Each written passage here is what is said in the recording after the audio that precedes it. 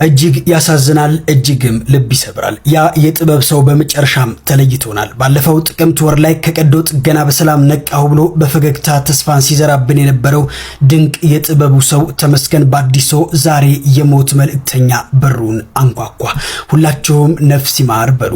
ከካንሰር ህመም ጋር ሲያደርግ የነበረው አስቸጋሪ ትግል አቁሞ ዛሬ ሌሊት በሰላም ማረፉ ተሰምቷል። ተመስገን ባዲሶ ዝም ብሎ አርቲስት ብቻ አልነበረም። እርሱ የታሪክ ትረካ ጥበብን ወደ ላቀ ደረጃ ያሸጋገረ በቃላት ስዕል የሚስል የጥበብ ጠቢብ ነበር። ጨዋታው የማይጠገብ ቁም ነገርን ከሳቅ ጋር አዋህዶ የሚያቀርብ የብዙዎች ወዳጅ ነበር። ካንሰር እንደ ጥላ ሲከተለው፣ እሱ ግን በብርታትና በፈገግታ ህመሙን ሲጋፈጥ ኖሮ ነበር። በመጨረሻም ዛሬ ሌሊት አውቶቡስ ተራ አካባቢ በሚገኘው መኖሪያ ቤቱ ቤተሰቦቹ ወዳጆቹ ባሉበት ህይወቱ ማለፉ ተሰምቷል። ተመስገን ባዲሶ ስናስብ የምናስታውሰው ህመሙን ብቻ ሳይሆን ጽናቱም ነበር። ለሟች ነፍስ ይማር፣ ለቤተሰቦቹ ለጓደኞቹ መጽናናትን እንመኛለን። ሰላም ቤተሰቦች፣ ዛሬ እንግዲህ በከባድ ሐዘን እዚህ ተገናኝተናል። በሚያሳዝን ሁኔታ ተመስገን ባዲሳን በዛሬ ዕለት ተለይተናል። ላይብረሪው ተመስገን ባዲሳ ጨዋታ አዋቂው፣ ታሪክ አዋቂው፣ ጋዜጠኛው፣ አንደበተ ርቱዕ እንደዚሁም በጠቅላላ እውቀቱ ሁላችንም የምናውቀውን ተመስገን ባዲሳ በቅድሚያ ነፍስ ይማር ለማለት እወዳለሁ። በርካታ አርቲስቶችን ቃለመጠይቅ ያደረገና ስለ በርካታ የጥበብ ሰዎች የጻፈ አንጋፋ የመዝናኛ ፕሮግራም አዘጋጅ ነው ጋዜጠኛ ተመስገን ባዲሶ። ኳስ ሜዳ ተወልዶ ያደገ በመሆኑ ቀልድና ጨዋታ አዋቂ ነው። የማብቴ ባለፈው አድባር ይደግሱና ያገኙትን ሁሉ ሰው ነው የሚጠሩ። እዛም ቀበሌ ሄደው ማታ እንዳትቀር ቀበሌ ላይ እንዳትገኝ ብትቀር ከባለቤት ጋር እና እጅግ ብታክል በግ እኮ ነው የገዙ። በጓን ራሱ ይዘዋት ሲመጡ በጭራሮ ከመታት ስለምትሞት በማራገቢያ ነው እንኳን። ይህ ታላቅ የጥበብ ሰው ከተወሰነ ጊዜ በኋላ በሚዲያም ሆነ በገሃዱ ዓለም የሚታወቀው ፊቱን በማስክ ሸፍኖ በመሆኑ በሩቅ የሚያውቁት ሰዎች ግራ ገብቷቸው ቆይቷል። አሁን ግን እሱ ራሱ በራሱ ሶሻል ሚዲያ ገጾቹ አማካኝነት ማስክ አድርጎ የሰነበተበትን ሚስጥር ይፋ አድርጓል። ከዓመታት በፊት በህመም እያለም እንደዚህ አይነት መልእክቶችን ነበር ያስተላለፈልን። እግዚአብሔር ብርሃኔና መድኃኒቴ ነው። እግዚአብሔር ብርሃኔና መድኃኒቴ ነው። የሚያስደነግጠኝ የሚያስፈራኝ ማነው? የሚያስደነግጠኝ የሚያስፈራኝ ማነው? አምላኬ መመኪያዬ ነው።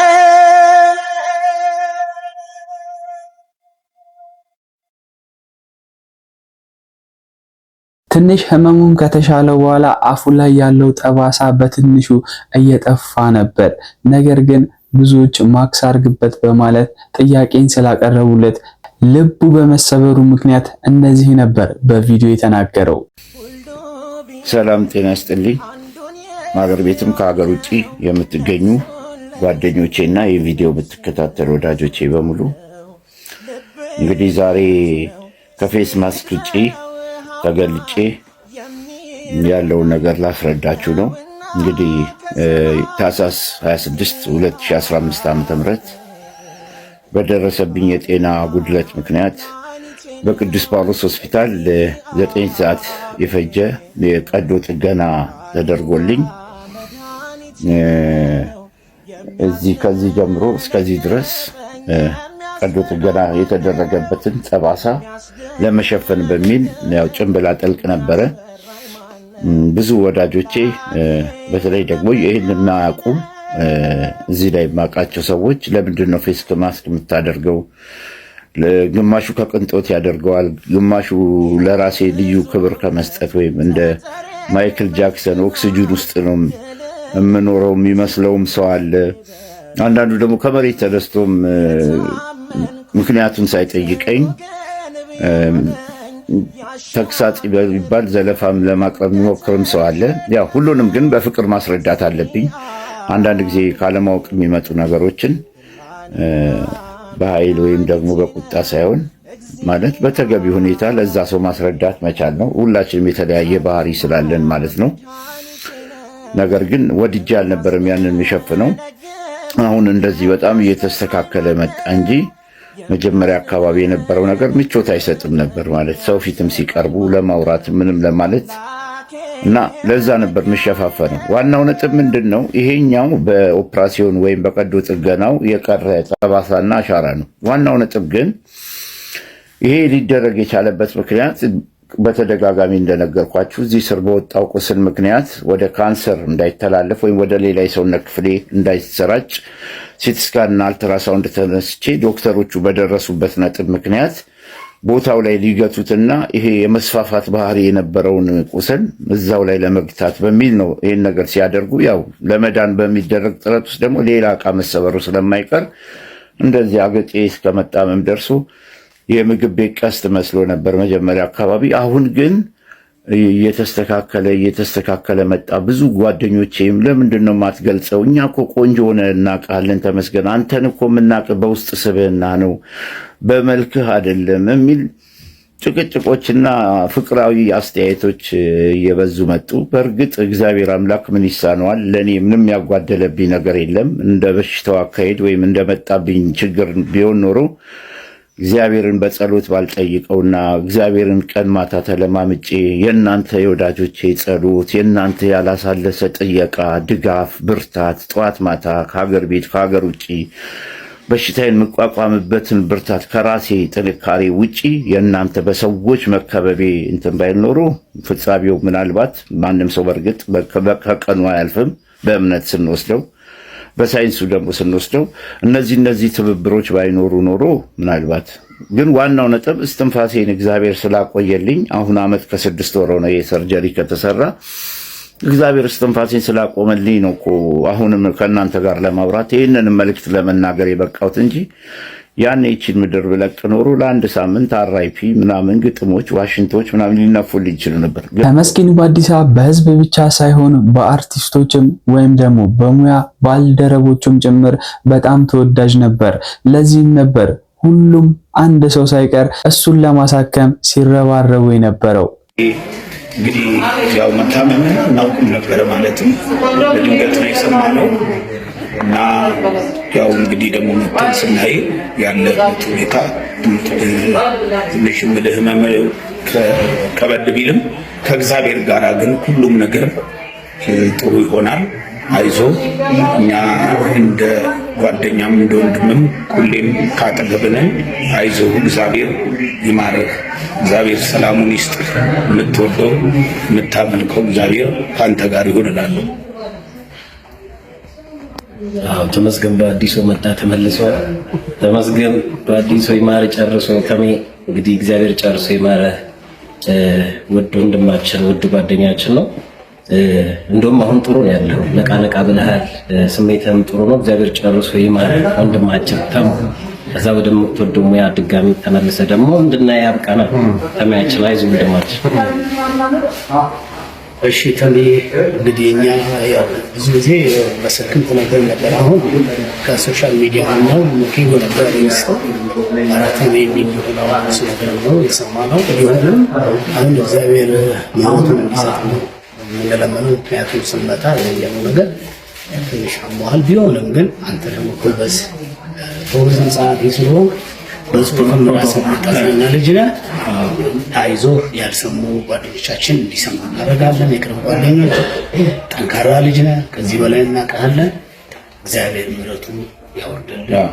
በጤና ደግሞ ከዚህ መጠን ቤተመተን በጤንነት ተቃቅፈን የምናሳለፍበትን ጊዜ እግዚአብሔር ያምጣልን እንላለን። ብርታት ደስ ይላል ያለ ነገር።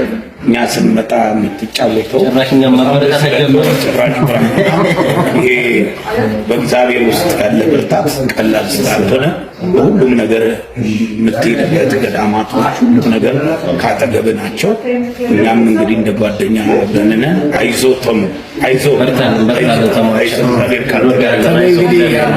እንደ አንዳንድ ጓደኞቻችን ካያችሁ ተሜ ያለው ዛሬ ብዙዎቻችሁ መጠየቅ አለባችሁ። ጳውሎስ ሆስፒታል ያለው ጳውሎስ ሆስፒታል እንዳይደነጋገራችሁ በስታፍ በሚባለው አካባቢ ነው። መጣችሁ ጠይቁት። እኔ ሁላችንም በጣም አክባሪያችን በጽሁፍ ጋሻችን የነበረ ልጅ ነው። አሁንም ጠንክሮ ወደ ጤንነቱ ተመልሶ ብዙ ነገሮችን ያሳየናል። እግዚአብሔር ከሱ ጋር ከኛ ይወዳል። ደግሞ የበርታል ይወዳል።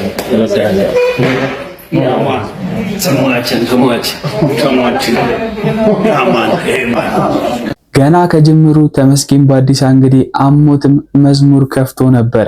የሚያድነኝ መድኃኔዓለም ነው በማለት መዝሙሩን ያሰማን።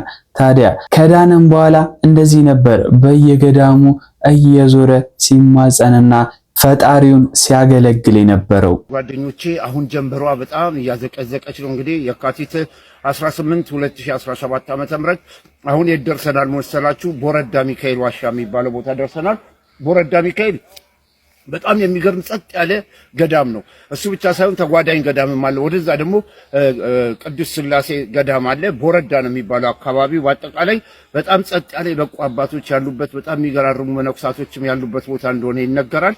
ስለዚህ አሁን መጪው የኩዳዴ ጾም እንደመሆኑ መጠን እነሱም እግዚአብሔርን 24 ሰዓት የሚያመሰግኑ ናቸው። ለኪዳን፣ ለማህሌት፣ ለቅዳሴ፣ ለሌሎችም የአምልኮ ስርዓት እንዲያገለግላቸው ከጓደኞቼ እንግዲህ እያከፋፈልኩ ከመጣሁት ውስጥ አንዱ ደግሞ የጉብኝቴ እግሬ ያረፈው እዚሁ ቦረዳ ሚካኤል ነው ማለት ነው። ዕጣን፣ ጧፍ፣ ዘቢብና ቅባ ሜሮን ለዚህችም ቤተክርስቲያንና ገዳም እሰጣለሁ። በነገራችን ላይ ቦታው ላይ ወደ ጸበልም አለ። ሌሎች ጓደኞቼ ሊጠመቁ ሄደዋል። ዚጊቲ ቢጠመቁ እስካሁን ድረስ አልበላንም ምግብ።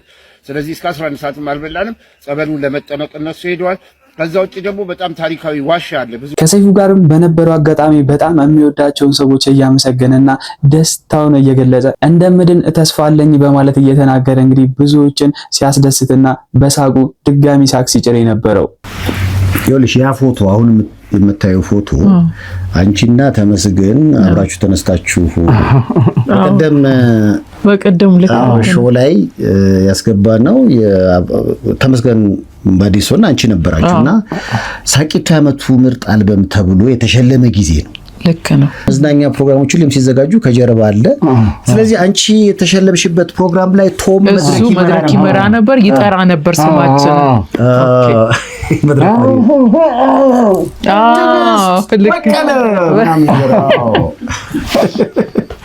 ያውን እንግዲህ ከ22 ዓመት በኋላ ተገናኘን። ጥሩ ውጤት ላይ ነው ያለው፣ ጤንነት ላይ ነው ያለው።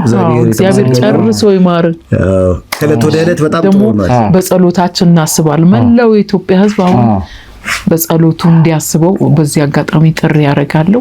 እግዚአብሔር ጨርሶ ይማርና 2018ን ደግሞ የከፍታ ዘመን የጤና ዘመን ያደርግላል። እግዚአብሔር መድኃኔዓለም ማለት ነው። አሁን ተመስገን ያለው ሲገባኝ አርሰናልም ዋንጫ ይበላል፣ እኔም እንደ እግዚአብሔር ፍቃድ ወደ ጤንነት ይመለሳለሁ። አሁን በፊት የኔ እንግዳ ሆኖ ፈገግ የሚያስብሉ የተለያዩ ገጠመኞችን ሲነግረን ነበረ። ጨዋታ በጣም አዋቂ ነው። ነገም እንግዲህ ነገሮች ጥሩ ሆነው ወደዛ ጨዋታ አዋቂነቱ ይመለሳል ብዬ ተስፋ አደርጋለሁ። ብዙዎች እየጸለዩልን ነው። በ2018 ስለነበር ልክ እንደቶም በተለያየ አጋጣሚ ትንሽ አመም ያረጋችሁ አልጋ ያዛችሁ ሁሉ ተሽሏችሁ እግዚአብሔርን የምታመሰግኑበት ዓመት ይሁን። በጣም ለዚህ ደግሞ እንመኛለን። በአካባቢው ያሉ ሰዎችም እንደዚህ ነበር ፍቅሩን ሲገልጹለት የነበረው። ኳስ ሜዳ አካባቢ ተወልዶ ያደገው ተመስገን በአዲሳ እንግዲህ በዚህ መልኩ የብዙዎችን ፍቅርና ልብ መግዛት ችሎ ነበር። የመጣሁት ከኳስ ሜዳ ሚዲያ ነው። እንግዲህ ከኳስ ሜዳ ሚዲያ ነው የመጣሁት። ያው ተሜንም የልጅነት አይኮናችን ነው። የተሜን ፉገሮች እየሰማን ነው ያደግነው። ከዛ ባለፈ ተሜ ጋዜጠኛ ነው። ጉራማይሌ በሚባለው ፕሮግራም በደንብ አስታውሳለሁ። ሂፕሆፕ አቀንቃኙ ሲባል እና የተሜ ጨዋታዎች ኳስ ሜዳ ላይ እንደ ኢሳያስ አረጋው የተሜ ጨዋታዎች አንድ ናቸው እና በዛ ነገር ነው ተሜን አይኮናችን ነው። 2018 ደግሞ መልካም ዓመት የጤና ዓመት እንዲሆንልን ከወዲሁ እንመኛለን። እንደ ኳስ ሜዳ ደግሞ ብዙ ልንሰራቸው የምናቀዳቸው ፕሮጀክቶች አሉ። አብረን ታላቅ ወንድም እንሰራ እንፈልጋለን። መልካም ምኞታችንን ከወዲሁ እየገለጸ በስመ ካላንደር አዘጋጅተናል። ካላንደሩን ያው በክብር እሰጥሃለሁ። ብዙ ኳስ ሜዳ ሌጀንዶች አሉ እዚህ ካላንደሩ ላይ። እዚህ ጋር ያንተን ፎቶ አለ ከገናሚ አስተማሪዎች ጋር። ሌላ ደግሞ የራስህን ችለህ ደግሞ አይኮንነትን እዚህ ላይ አስቀምጠነዋል። እና ያለው ነገር ይሄን ይመስላል። ተሜን እንወድሃለን። ከዚህ በላይ ጤና ተሰጥቶ አብረን የምንሰራበት ነገር 2018 በቃ ደስ የሚል ዓመት እንዲሆንልን እመኛለሁ እና ደስ ብሎኛል። አክባሪ ነው። እሺ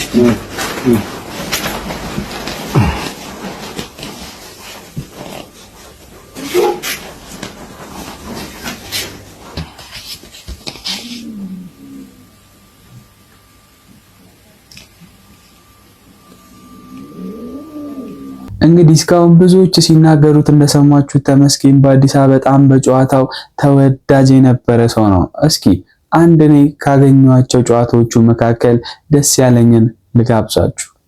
አሁን እሳቸው ከባላቸው ጋር ሁሌም እንደተጋጩ ነው። በጣም የሚገርም ግን ትዳር የመቻቻል እንትን ነው የምትለው በእነሱ ቤት ነው። ሁሌ ይጣላሉ። ነገ አብረው የሚኖሩ አይመስልም። 45 ዓመት አልፏቸዋል። እሳቸው ይቀልዳሉ፣ ሰውየው እየተንጨረጨሩ አብረው ይኖራሉ። በባላቸው መቀለድ ነው የሚያስደስታቸው። የእድር ጥሩምባ ነፊ ናቸው። አንድ ጊዜ መረጃ ፍለጋ የሆነች ሴትዮ መጣች። ደህና ዋሉ? ደህና። እንደው ሌሊቱን ሙሉ ጥሩምባ ሲያንባርቅ አደረ። ማን እንደሞተም አልተናገረም። ባለቤቱ ዛሬ እድር ሊጠር ወጥተው ይሆን እንዴ? መውጣት ወጥተዋል፣ ግን ሰው ሞቶ ሳይሆን እድሩ ትናንት አዲስ ጥሩምባ ሰጡት ሊያሟሸው ነው። ባልየው ሁሉ ጊዜ ሲጠጡ ይመታሉ። መተው አያውቁም። አንዴ ከጎረቤት ጋር ተጣልተው ከላይ ሆኖ እየመታቸው እሳቸው ወጥተው እንደ ባላቸው ከስር እየተመታ ኧረ ተው ሰበብ ይሆንባል። የባላቸው ሰው ከስር እኮ ያለው እሳቸው ናቸው። በጭቃ የተለወሰ እንትናቸው አይዞህ ከብረት ድስት የተረፈ አጃክስ ሳሙና አለ አፖርታ በሱ ይለቀልቃል። ሲያንበሳይ አንተ ጭቃ ነው የተለወስከው እሱን ደም በደም አድርገዋል ብሎ በሞቅታ ውስጥ ያሉትን ባላቸውን ጀግንነት ሰጥተው እና አንድ ቀን የማጅራት ገትር ክትባት ተከተው ተብሎ ቀበሌ እየተለፈለፈ ነው እና ድንገት ተነሱና ባልየው እሳቸው ቡና እየጠጡ ነው። ጫማውን አቀብኝ የት ልሄድ ነው ልከተብና ነው እንዴ? አሁን እርሶ በዚህ እድሜዎት ቁርባን እንጂ ክትባቱን ያደረገ። በመጨረሻም እንግዲህ ከዚህ ቀደም በነበረው ቪዲዮአችን በዚህ ቪዲዮ ሽልማት ይኖራል ብዬ ነግሬያችሁ ነበረ። ባለው ሀዘን ምክንያት በዚህ ቪዲዮ መግቢያ ላይ ስላልነገርኳችሁ በአሁን በመጨረሻው ሰዓት ላይ ልነግራችሁ ወደድኩኝ። የዚህ ቪዲዮ አሸናፊ እንግዲህ በሶስቱም ቪዲዮ እንደዚሁም ከዛ በላይ ላይክ እና ኮሜንት በማድረግ እየተሳተፈች የነበረች ሰብስክራይበራችን እንግዲህ በአሁን ሰዓት ላይ የ1500 ብር ተሸላሚ ልትሆን ትችላለች። እሷም እንግዲህ እዚህ ጋር እንደምትመለከቷት ይህቺ ልጅ ናት። ከጀርቤ በምትመለከቻቸው አካውንቶች በፈለግሽው አዋሪኝና ገንዘብሽን መውሰድ ትችላለሽ። ምናልባት ይህንን ነገር የተናገርኩት መጨረሻ ላይ ስለሆነ ቀጣይ ቪዲዮ ላይም ድጋሚ ይፋ ስለማደርገው ተስፋ ሳትቆርጥ እንድትቆይ ኮሜንት ላይም እንድትነግሯት እኔ ከወዲሁ መናገር ፈልጋለሁ።